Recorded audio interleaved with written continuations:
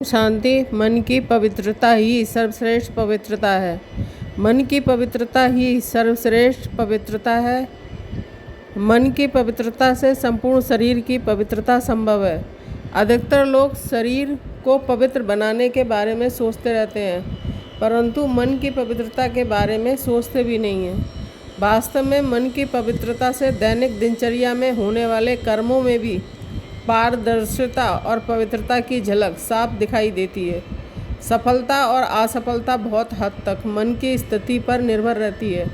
मन की पवित्रता से ही मनुष्य अपने मन को एकाग्र कर सर्व इंद्रियों पर विजय प्राप्त करता है। भगवान ने भी गीता में कहा है कि जो व्यक्ति मन से पवित्र और निश्चल होता है वही मुझे प्रिय है। इसलिए अपने स्मरण और प्राप्ति के संबंध में मन मनाभव के मंत्र को ही सर्वश्रेष्ठ याद की विधि बताया है, क्योंकि जब तक हमारा मन पवित्र नहीं होगा ईश्वरीय याद और परमात्मा की मदद नहीं ले सकते।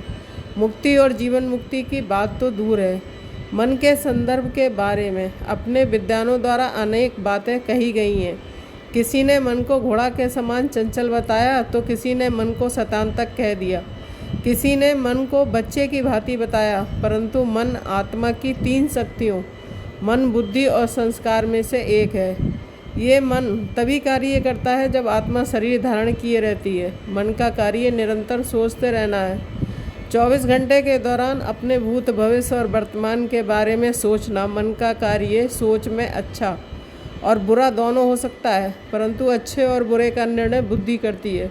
फिर कर्म होता है और कर्मों के परिणाम से ही सुख, दुख, पाप, पुण्य, यश, अपयश की प्राप्ति होती है, जिससे व्यक्तित्व का निर्माण होता है। आत्मा को शरीर छोड़ने के बाद भी यदि याद किया जाता है तो सिर्फ उसके कर्मों के फल के आधार पर। कहा जाता है मन के हारे हार और मन के जीते जीत, अर्थात जो मन से हार जाता है उसका अपना भी पराया हो जाता है, और जो मन पर पूर्ण विजय प्राप्त कर लेता है उसके लिए संसार की कोई भी वस्तु अप्राप्त नहीं होती है।